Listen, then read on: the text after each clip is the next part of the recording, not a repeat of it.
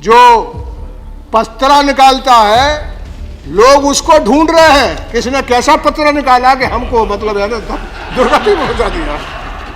ये पतरा वाले पंडित जी को लोग ढूंढ रहे हैं, उसको मारने तैयार है। कहने तूने कैसा वक्त बताया कि हमारी ये बुरी हालत हो गई।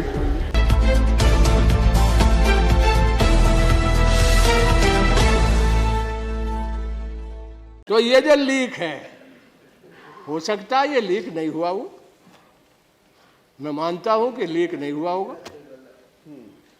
लेकिन ये लीक हुआ क्योंकि उसमें आप नहीं थे, उस खुसर पुसर में आप नहीं थे। ये पक्की ऐसी लगता मुझको, यानी अनुमान से। तो ये जो लीक हुआ है, नोट छप गया है, ये नोट सोशल मीडिया पे। हाँ, ये कह रहे हैं कि नोट पहले छप गया, पहले मतलब दिखा दिया किसी ने, दिया इनके अध्यक्ष ने, इनके अध्यक्ष ने पंजाब। अब उसको निकालो या उसका खंडन करो, ये गजब बात है भाई, उसको निकालो। तो वो क्यों नहीं बताया आपको? है? वो क्यों नहीं बताया? ये तो नहीं बताया अरुण जेटली जी, वो तो बता देता। वो तो दुनिया को बता दिया। वो तो ईमानदार आदमी है, वो आपको बता दिया, ये आनंद शर्मा को बता दिया, 5 लोग, और आपको तो आपने कल ही मुझे बताया था गुलाम नबी जी ने। बात यह है कि लीकेज का क्या इलाज करोगे? बहन माता मायावती जी जो कह चुकी जेपीसी, मैं कहता हूं कि जांच हो जाए, और यदि जेपीसी है, ये पॉलिटिकल इंस्ट्रूमेंट है, राजनीतिक, तो मैं ये नहीं कह रहा कि आप जेपीसी बनाइए, लेकिन जांच में हम जैसे किसी आदमी को रखिए, क्योंकि हम बहुत फकीर आदमी हैं और ईमान के साथ हिंदुस्तान की राजनीति करते हैं। हम अपना खेत बेच देते हैं और चुनाव लड़ते हैं, तो हमको उसमें कहीं जरूर रखिए। ईमान के साथ समझ लीजिए, उसमें कोई गड़बड़ नहीं होगी तो ईमानदारी से हम काम करेंगे, और यदि गड़बड़ हुई तो कोई आदमी बच के नहीं निकलेगा। तो हमको उसमें जरूर रखिए। हवाला में सबको फंसा दिया। हाँ ना, हवाला जान लिए, सारी दुनिया कह दिया हमने नहीं लिया, हमने नहीं लिया, हमने नहीं लिया। हमने कहा कि हमने लिया, रिजर्व कर रहे 5 लाख ये तो रिजाइन चिमन भाई पटेल के, रिजाइन कर गया, और रिजाइन भी कर दिया हमने कि हम जब तक जांच नहीं हो जाए तब तक सदन में नहीं आएंगे। नहीं, हम मंत्री बनाने वाले थे। हाँ, मंत्री देवगौड़ा के टाइम पे। खड़े होकर बोलो। खड़े हो गए? अरे सर, ये बात मैं सबूत देता हूँ। हम लोग सब स्टीयरिंग कमेटी यूनाइटेड फ्रंट के इनको मंत्री बनाने वाले थे, और इन्होंने कह दिया कि भाई हवाला में मैं कबूल कर लिया, तो हमने कहा कि कबूल कर लिए तो मंत्री नहीं बन सकते हो, तो अब इनको मंत्री बनने का मौका भी ये खो बैठे। सबूत में सुलह कैसे हो गया? वो खो बैठे उस समय। सबूत में सुलह कैसे हो गया? अब बताइए, हमारे ईमान का तो बिल्कुल एकदम 100% टेस्टेड है, तो इसमें कहीं ना कहीं हमको अरुण जी रखिए, कहीं ना कहीं ये लीकेज में है। आपकी बहस तो मैंने। हाँ, आप वकील थे मेरे, और इन्हीं की दया से हम यहाँ खड़े, नहीं तो जेल चले जाते। तो ये मैं कह रहा हूँ, उन्हीं की सरकार में आप मंत्री बने थे, हैं? उन्हीं की सरकार में भी तो आप मंत्री बने। इसलिए तो हम सब चीज जानते हैं,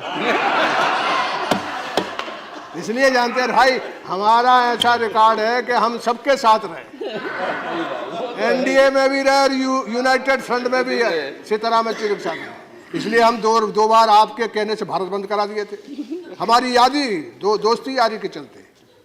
ये विश्वास आपने खुद ही भारत बंद करा दिया, वो भारत बंद करके पूरा भारत लाइन में खड़ा कर दिया।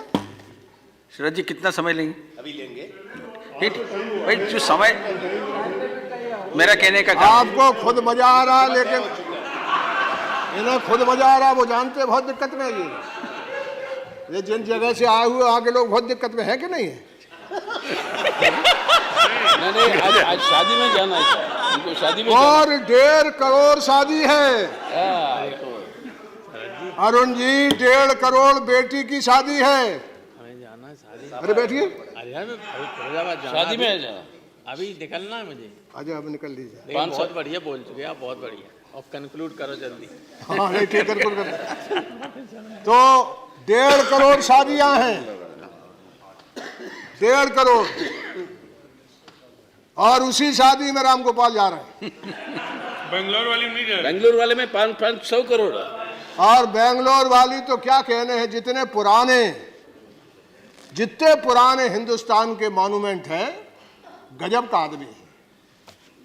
ऐसा चमाचम, ऐसा जलवादार, और पूरा टीवी बाग बाग है। ये जो डब्बा जो है ना, ये ऐसा दिखा रहा है कि दूसरा शादी करने वाला जो है वो यानी शर्मा नहीं रहा, उसके घर में जो रुपया थे वो ही काम नहीं आ रहे हैं।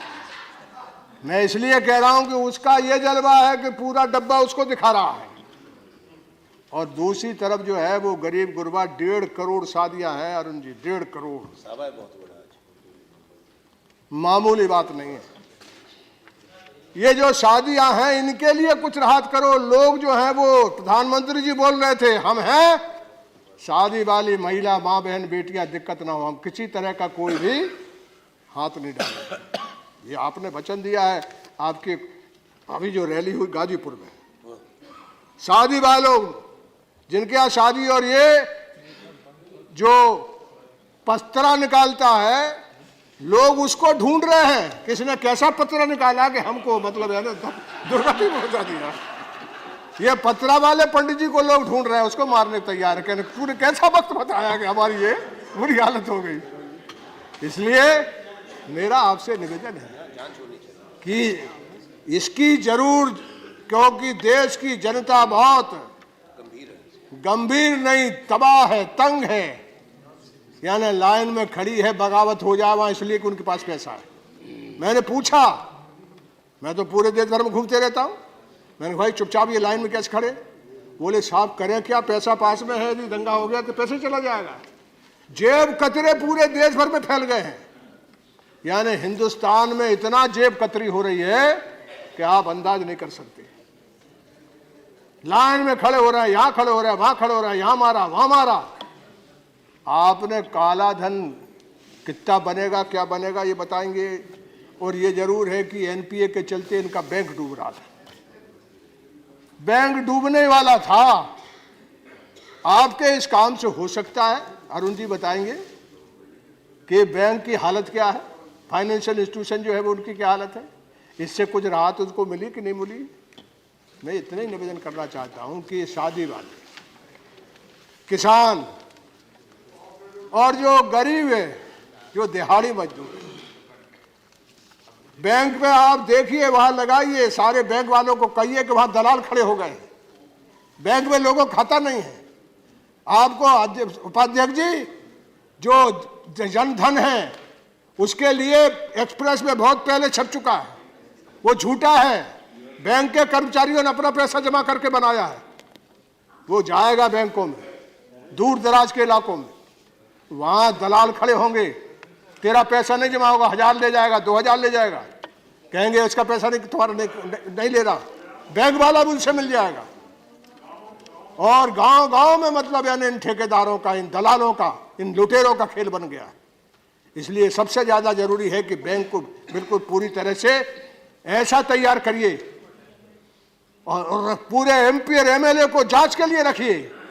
नहीं जेपीसी में, और जेपीसी आप चाह रहे हैं आनंद जी, तो जेपीसी जो है वो पॉलिटिकल इंस्ट्रूमेंट है। मैं अंत में अपनी बात समाप्त करता हूं। इसका निपटारा किसी जुडिशल, किसी जज से मत कराइए। यानी जज है आजकल जो है वो हम बहुत डरते हैं उससे, यानी ऐसा है कि ये जुडिशल इंक्वायरी जो है उसमें कुछ गड़बड़ हो सकती है, लेकिन इस सदन में गड़बड़ नहीं हो सकती है। आप जेपीसी बनवाइए, जेपीसी करिए, जेपीसी में बहुमत आपका होगा, बहुमत आपका होगा, ऐसा नहीं कि बहुमत हमारा होगा, लेकिन सच्ची बात उसमें निकल आएगी। वो राजनीतिक हथियार है। इसलिए मेरा कहना है कि देश बहुत दस्ताबंद है, रोड, रास्ते, व्यापार, धंधा, उद्योग, हर तरह की आदमी के जीवन को चलाने वाली जो गाड़ी हो ठप है, रुकी हुई है। आपसे मेरी एक ही कहना है कि बैठिए, तत्काल बैठिए, ये लाइन कम नहीं होने वाली है, बढ़ेगी। मैं इस सदन में कह रहा हूं, जिम्मेदारी से कह रहा हूं, ये लाइन कम नहीं होगी, बढ़ते जाएगी। इसके लिए तत्काल बैठ करके कोई रास्ता बनाइए, कोई रास्ता सीखिए। और नया रास्ता यह है कि किसान को, शादी वाले को और जो दिहाड़ी मजदूर हैं उनको सबको कैसे राहत देंगे। जो छोटे उद्योग वाले बंद हो गए उनको राहत कैसे देंगे। बैठ करके तत्काल ये जो मामला आपने बनाया है, जो आपने नोटबंदी की है, इसके चलते जो दिक्कतें हैं उसको दूर करने की जिम्मेदारी आपकी। आपने नोटबंदी की, आपने काम किया है। और नोटबंदी के चलते जो गड़बड़ है, जो तंग और तबाह है लोग, बर्बाद है लोग हतबास हैं, उन बदहास लोगों को राहत देने का काम करिए। इन्हीं बातों के साथ मैं अपनी बात को समाप्त करता हूं।